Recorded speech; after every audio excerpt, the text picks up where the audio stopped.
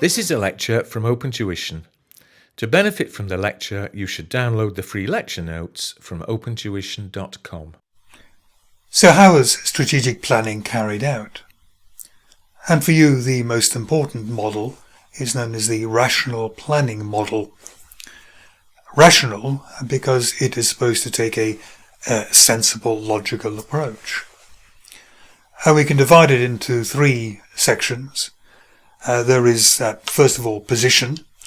And position is where you are basically gathering data about the company's position, its competitors, what the company might be good at, bad at, and so on. Also might be what might be happening in the wider environment. What we have within the position, in other words, where are we now here, there is something called the mission. And the mission is really how the company sees itself, what it believes its purpose is, its function is, what it believes its method of making profits is. Does it see itself as an upmarket company or a kind of cheap and cheerful company? Because it can then be very different approaches to the decisions you make about future planning. We also look at stakeholders. Stakeholders are is anyone who's in any way affected by the organisation. So typically, of course, there's going to be shareholders. What do they want out of it? They obviously want dividends, profits, but how much risk might they want the company to undertake? Other stakeholders will be employees, customers, suppliers, the government, and local people. And management has to kind of balance what these various parties want. We'll be coming back to look at stakeholders later. And then broadly, we have to look at external and internal. External appraisal, what's happening in the environment with your customers perhaps, what's happening with the economy and technology and so on. And then we have to see really how that matches with our internal processes. What are we good at? What are we bad at? Is our machinery old or is it modern?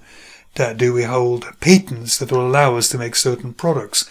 What are our skills? What's our brand and the like? All of these internal issues will determine to a large extent perhaps what's possible. And to a considerable extent we're looking in here at resources and maybe capabilities.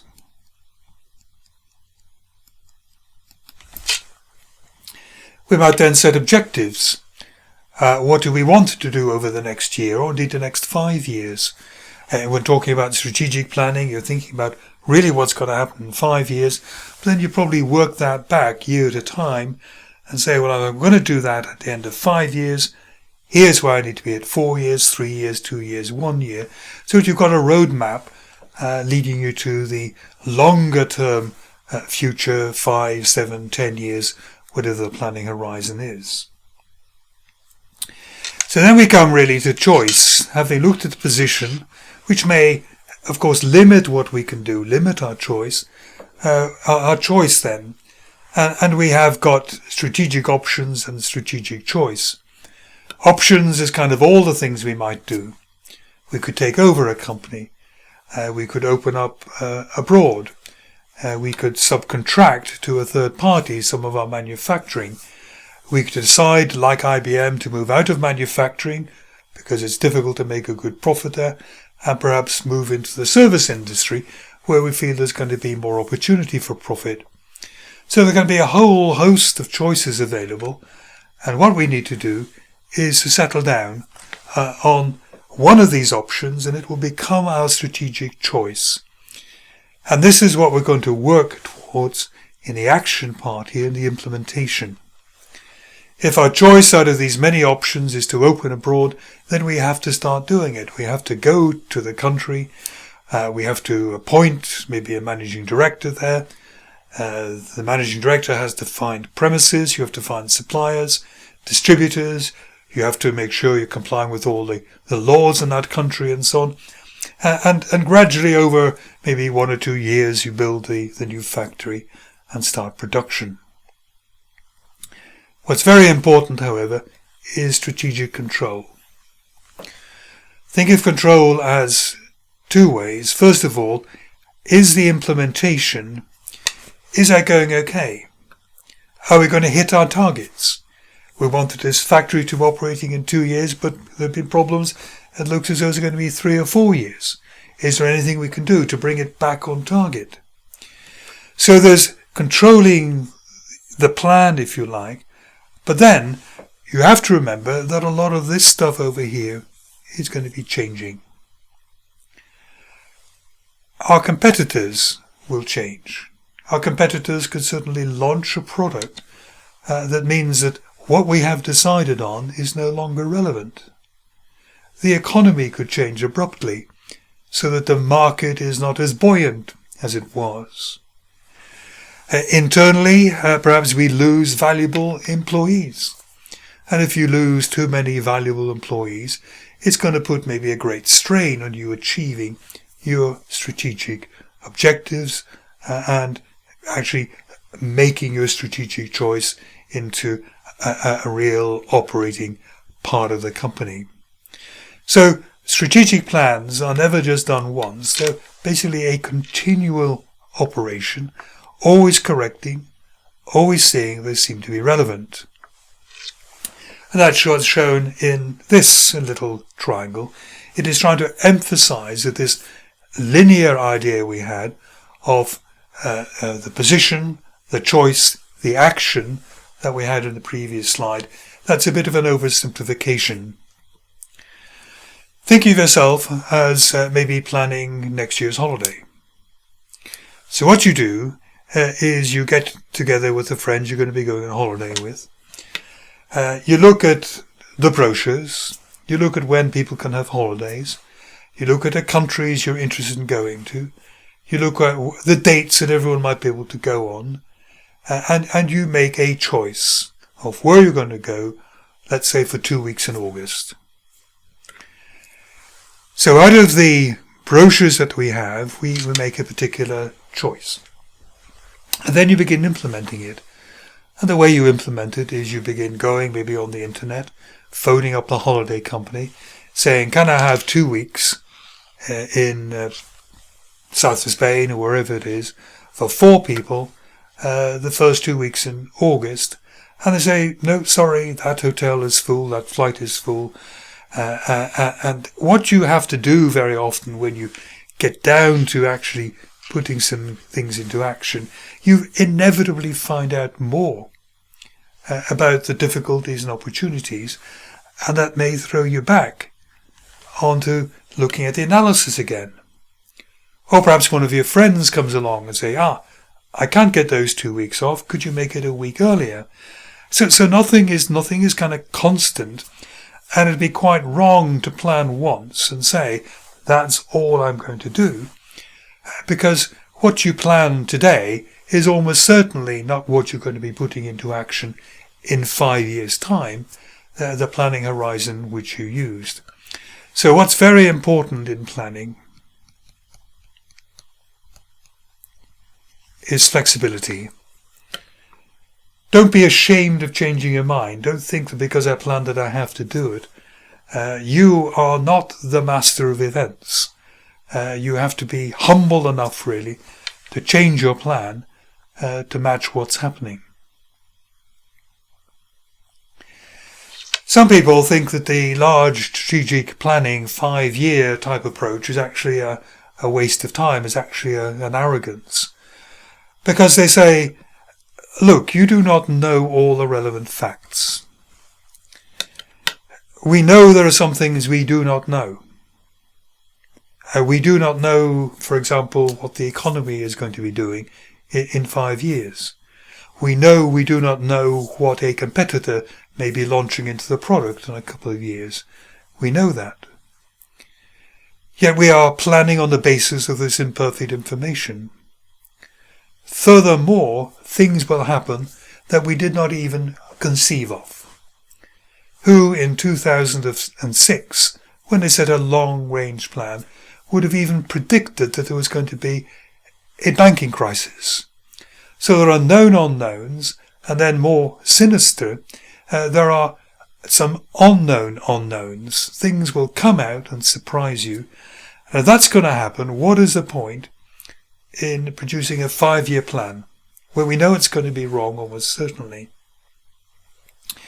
So what they suggest really is that instead of making these kind of great leap forwards, if you like, here's where we're going to be in 5 years, we should go steady. So if we're kind of planning here, if we think the economy is going to go up, then what we should be doing is making small increases in our productive capacity.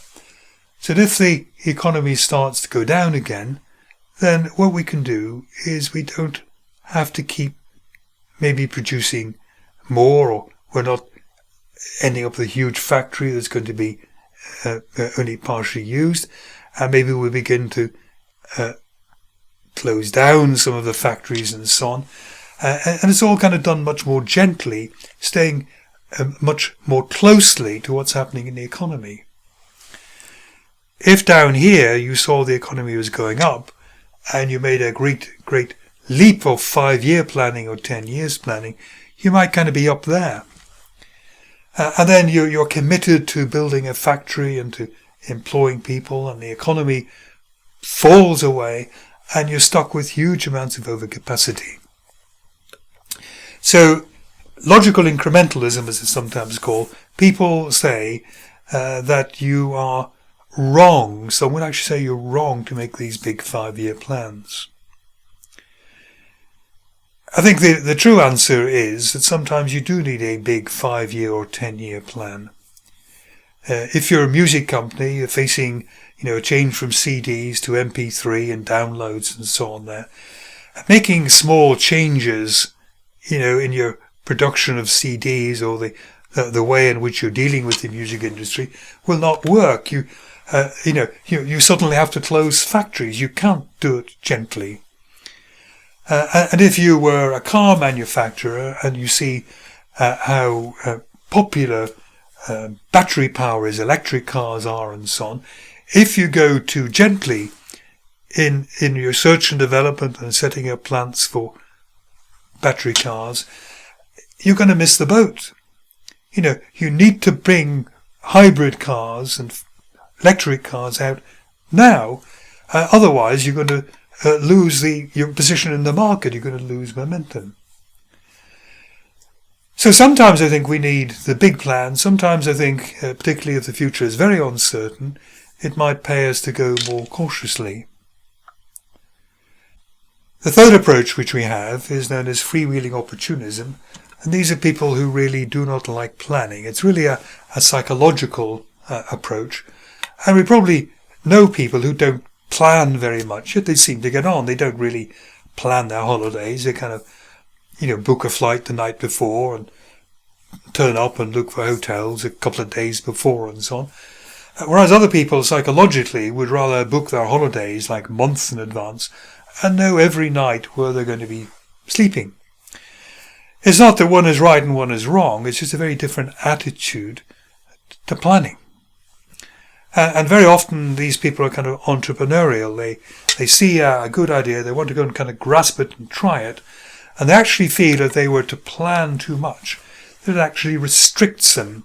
They will only look at kind of what's on the plan, whereas all around them there might be these kind of sparkly new opportunities which they're missing, and they'd rather grab opportunities as they arise. The good thing about that is it's quick.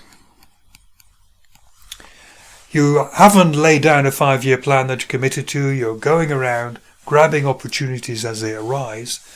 The problem potentially is that there's a huge amount of risk. Just because you see what looks like a good opportunity and kind of jump in 2 feet at once, so to speak, doesn't mean that it is a good opportunity. And you may well regret you should really look before you leap, and you may regret going into new opportunities too soon, too quickly, and without adequate planning, particularly as we'll see later in the syllabus, looking at how we can control downside risk.